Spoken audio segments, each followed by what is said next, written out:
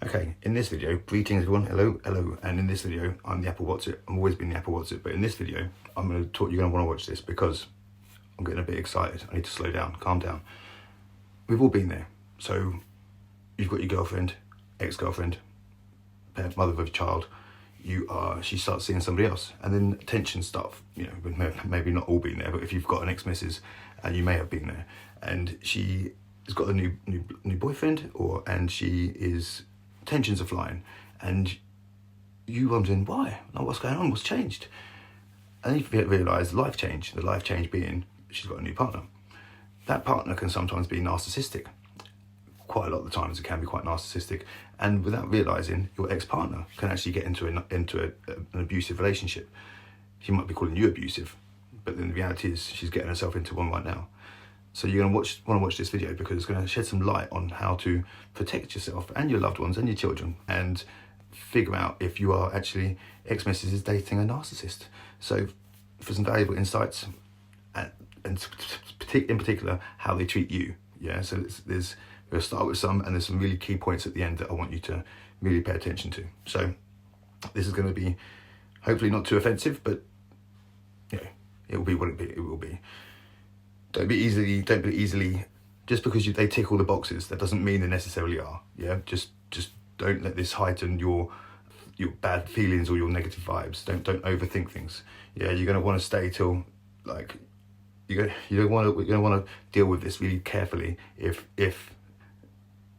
he is a narcissist and has got strong narcissistic behaviours or tendencies, because the likelihood is he'll be abusing the children and her behind closed doors. So you have to be really careful, because they'll already be treating you like you're the instigator of everything, and you're not. So that you need to be delicate with how you approach this. So his behaviour can be complex and driven by his need for control and validation, dominance as well. Obviously, narcissistic people have to be dominant in what they do, and they want constant validation.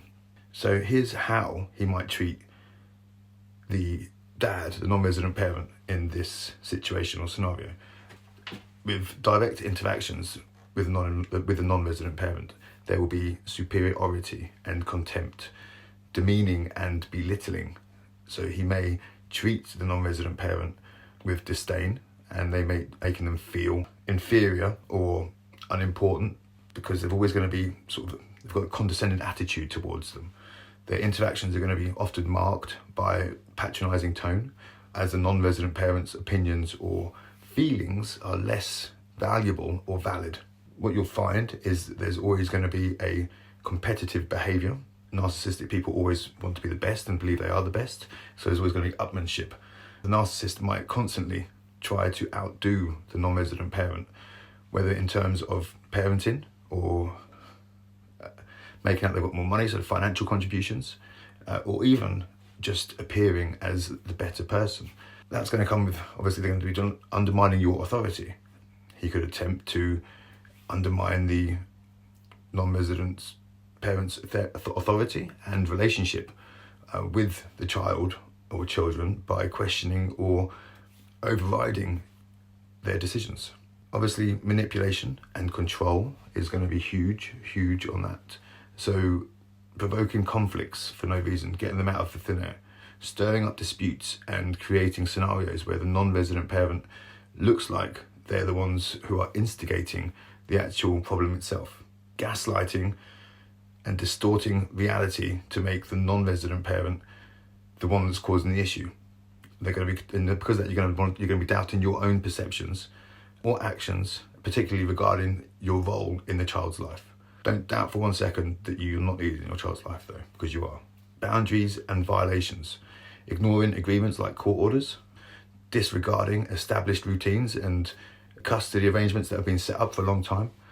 Co-parenting agreements that have been working to assert his own control or disrupt the non-resident parent's relationship with the child, not just the ex-partner. Invasive behaviour, so constantly, time and time again, overstepping boundaries and getting involved with matters that don't and should not be handled between the non-resident parent and the resident, they should be handled by the non-resident parent, the mum and dad, basically. And he is being the narcissistic new boyfriend, and we're making decisions without consulting the non-resident parent, the dad, making his role feel redundant. The indirect tactics which will be employed, from what I can muster up, is going to be negative framing. So he will speak poorly of the non-resident parent to the child or the child's mother, framing the dad and non-resident parent as unreliable, untrustworthy, or less competent than he is. So they'll be creating doubt and planting the seed of doubt in the child's mind as to the non-resident parent's ability to love, or his intentions to love, or intentions to care for them. He'll try and gain influence over the child by gaining favour, trying to win the child's affection and loyalty by presenting himself as the more fun or the more understanding, whatever the need might be at the time, by the child. Sometimes it's going to be sort of letting the child do what they want. Sometimes it's going to be, but it's just pure manipulation, all of it. And it'll be controlling through gifts. So how often do you see it? They'll just spoil them with whatever they want, just to make sure that they do what they need to do and keep to their promises. The child's perception and loyalties will be faded, or attempted to be faded, off the dad. They'll be manipulating of the mother, divide and conquer, encouraging and exacerbating conflicts between the child's mother and the non-resident parent. That's making co-parenting more and more difficult, and less likely for the 50-50, if that's what you're trying to go for and work towards. A hell of a lot more stressful. They'll be exploiting vulnerabilities, using insecurities or weaknesses in the mother's relationship with the non-resident parent to create further division and divide, and assert his own influence onto the family without you being there. Don't be getting worried, because there are ways of turning this covert behaviour into outwardly impossible to miss behaviour. So behind the scenes, again, they'll be sabotaging. They'll be interfering with communication. So you'll be having communication, you won't be communicating with her, you'll be communicating with him. The non-resident parent will be trying their best to effectively communicate with either the mother or the child, and the narcissistic new boyfriend will be controlling the access to the phones or messaging, and even messaging without the children or mother's consent, and deleting the messages afterwards. Deleting and disrupting visitation, creating obstacles or excuses to prevent or disrupt the non-resident parent's scheduled time with the child. You've got to be resilient. You've got to have emotion. You've got to be strong to do this. Legal manipulation, threats of legal pressure, and threats of legal action if actual litigation or actual litigation to intimidate or control the non-resident parent. They could go as far as to get you removed from your property, they could do anything. They could do anything to stitch you up and make you look bad. Advocating for visitation or false accusations, creating false accusations, making unfounded allegations against the non-resident parent to paint them in, again, a negative light, legally or socially. That's something that is massive and very difficult to work and untangle. The impact on the non-resident parent. Now you're going to be feeling the emotional stress of it all, because no one's going to be believing you. You're going to be frustrated that you're having to go through this whole load of helplessness, because the non-resident parent may feel increasingly frustrated and helpless due to the narcissist's manipulative tactics and the games that they're playing, the constant games that they're playing. It's always undermining you and your authority and your ability to parent. Alienation from the child, so they may experience, or you will experience, a growing sense of alienation and distance from the child, exacerbated by the narcissist's efforts to control her or him or them, and your ex-partner. The narrative and the child's perceptions of you as well will be stretched and strained, especially if they're old enough to understand what's going on. And then that's going to put strain on the co-parenting. So any opportunity or chance of co-parenting will be diminished. It becomes more and more difficult with constant interference and opposition from the narcissist, making it harder to establish consistent and cooperative co-parenting, which, when you're trying to report it, the mum will be sticking on side of the new boyfriend.